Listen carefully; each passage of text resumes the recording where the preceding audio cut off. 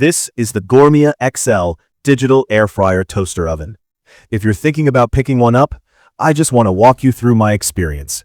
Because this kind of countertop oven can be either the thing you use every day, or the thing that ends up being too big and too annoying to deal with.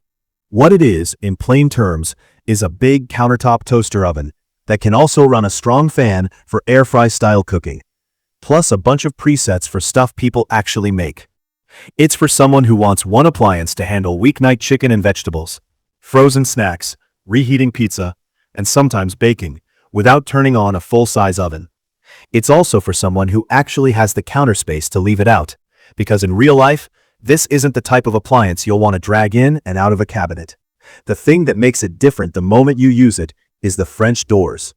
I didn't expect to care about that as much as I do. When I'm holding a tray with one hand, I can pull the handle and both doors open together.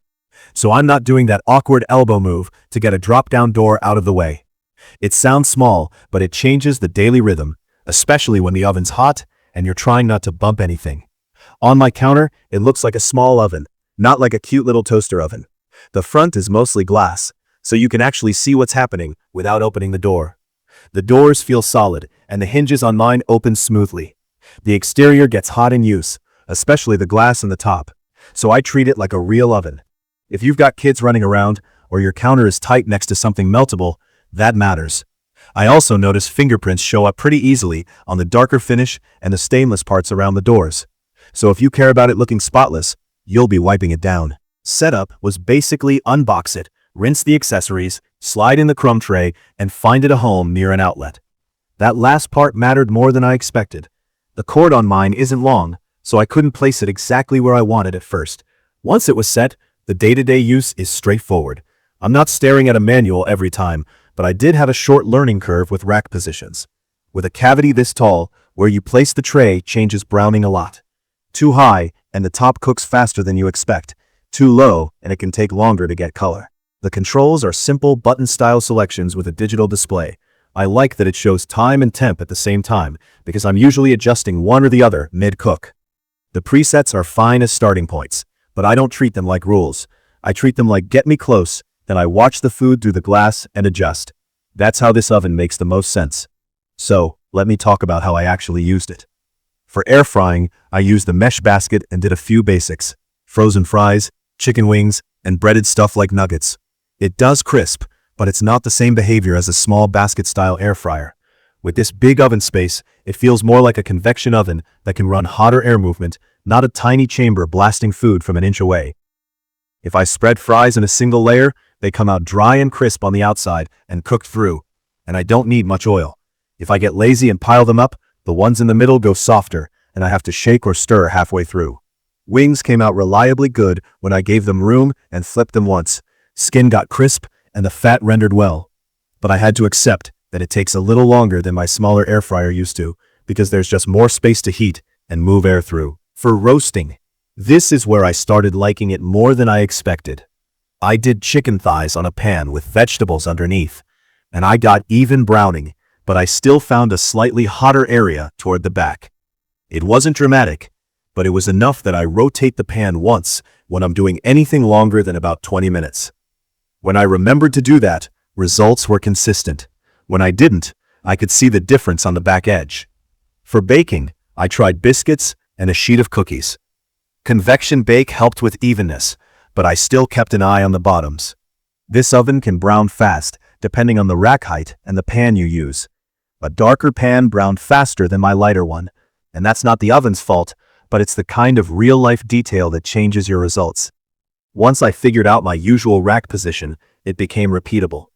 I also liked it for pizza reheating and baking, because the airflow keeps the crust from going limp. Leftover pizza came back with a crisp bottom, way better than a microwave. Toasting is the one area where I have mixed feelings. It works, and it can fit a lot of bread, but it's not the fastest toaster in my kitchen. If I'm doing a couple slices and I'm in a hurry, I still prefer a basic pop-up toaster. If I'm doing a bunch of slices for a group, I'll use this because I can lay everything out flat and get it done in one go, even if it takes longer. Bagels took longer than I wanted for a normal weekday morning, and I had to dial in the setting by trial and error to get the cut side browned without turning the outside into a brick. Reheating might be my favorite everyday use. Fried leftovers that would normally get soggy came back with their texture intact. I reheated chicken tenders and they didn't taste like they'd been steamed. The trade-off is you're dealing with a hot oven and a hot tray, but the food result is worth it when you care about texture. I also tried the dehydrate setting with apple slices. It did the job, but it's the kind of feature you use when you plan ahead, not when you're hungry. The oven holds low temps steadily enough, but you still have to accept that dehydration takes time, and your kitchen is basically hosting a warm fan for hours. Now, a couple practical things I wish people talked about more. This oven throws heat. If you're used to a small toaster oven, this is a different deal. The top gets hot enough that I keep stuff away from it, and I don't run it right under cabinets that I worry about. The French doors are convenient, but there's also a seam in the middle, and I can feel warm air leaking there during higher heat cooking. It's not dangerous, but it does mean the room warms up a bit, and it feels less sealed than a traditional single door. Preheating is another real-life thing. The oven beeps and tells you it's ready, but I've learned to give it an extra few minutes if I'm baking something that's sensitive, like cookies, or anything where the first few minutes matter. For frozen snacks or reheating, I don't care. For baking, I do. Cleaning is mostly fine if you stay on top of it. The crumb tray is easy. The basket and rack cleaned up well for me, and I did put them in the dishwasher without issues. The annoying part is the sealing area and around the heating elements, where grease can splatter and then bake on.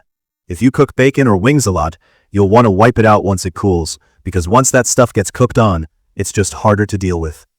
Reliability-wise, my controls have been okay, but I will say touchy interfaces on hot appliances always make me a little cautious long-term. Button presses should register every time. If yours ever starts missing presses, that's the kind of thing that would get old fast. Mine has been consistent so far, but I'm mentioning it because it's the type of issue that shows up after months of heat and grease exposure, not day one. So, overall, here's how I see it after real use. I like it most as a small secondary oven that also does air fry style crisping. It's not the fastest toaster, and it's not as aggressive as a tiny basket air fryer for small portions. But it handles real meals well. It's convenient to load, and it saves me from turning on my big oven for a lot of cooking. The size is either the main benefit or the main reason not to buy it. If you have the space and you cook for more than one person regularly, it makes sense. If your kitchen is tight, or you mainly just want quick toast, it's probably more oven than you need.